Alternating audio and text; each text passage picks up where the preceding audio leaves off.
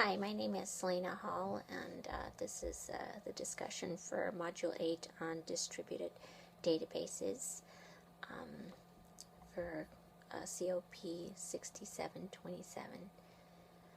The video from this module was very informative. I would probably have preferred a human voice versus the monotone electronic voice who couldn't seem to pronounce assuming and coordinator. The video, however, presented a very good overview of distributed database systems. Data is distributed and stored among several sites in distributed database systems. The data can be accessed and modified from local and remote sites simultaneously. This is definitely a plus. The video also discusses the web-based client-server architecture that is used by distributed database and how information requests are processed. Now in this module, fragmentation and replication was also discussed. Fragmentation is where the relation is broken up into several fragments or tablets which are stored in different locations. The advantage of fragmentation includes efficiency, parallelism, concurrency, where data can be accessed and modified simultaneously. Data security, because only authorized users can access the data. But disadvantages would be the performance is reduced because as it takes time to retrieve data from multiple fragments located in different sites. Also, data integrity might be at risk. Interesting enough, on my paper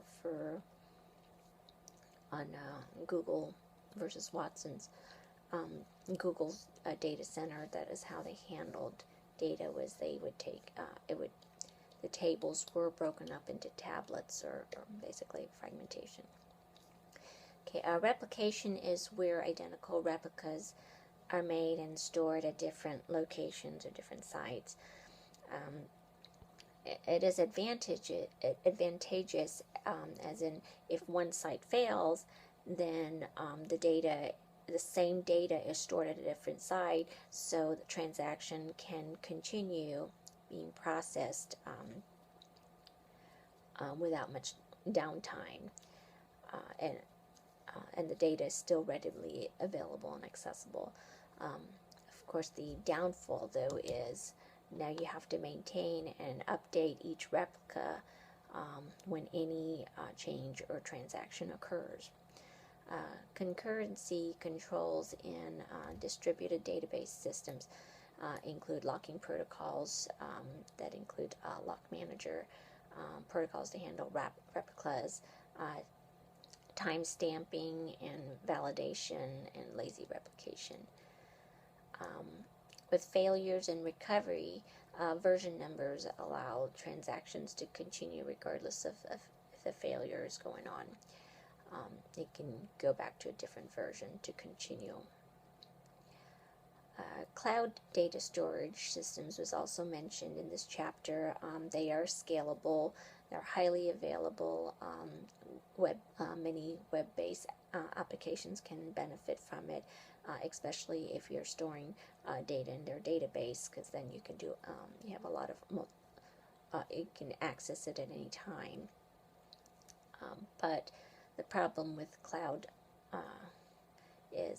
cloud systems is that it doesn't support ACID properties, and it does rely on partitioning, which is like fragmentation, so it can lead to transactional inconsistencies. Also, data security is at risk. These are not ideal features for applications that confidentiality is very important. So, such as healthcare, patient information, for the EHRs, banking, those kind of applications where breach of confidentiality is a major legal violation, cloud storage is probably not favorable for them. Thank you.